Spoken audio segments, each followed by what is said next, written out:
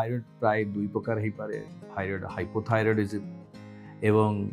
thyroid hormone बढ़ला hyperthyroidism आमे प्रथमे जानि नबा दरकार सिम्पटम्स कौन हाइपोथायरॉइडिज्म सिम्पटम्स होची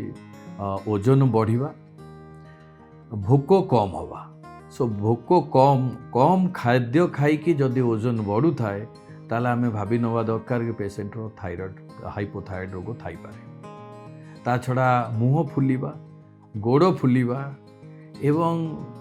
निद लागिबा दिन बेले काम करने को इच्छा न हवा कौन सी कार्य करने को इच्छा न हवा सोई रहिबा मेदबहुलता ये सब होची हाइपोथायरॉइड लक्षण एवं कन्स्टिपेशन जार कोष्ठकाठिन्यता अच्छी सी भी गोटे हाइपोथायरॉइड लक्षण हो पारे एवं महिला मानकर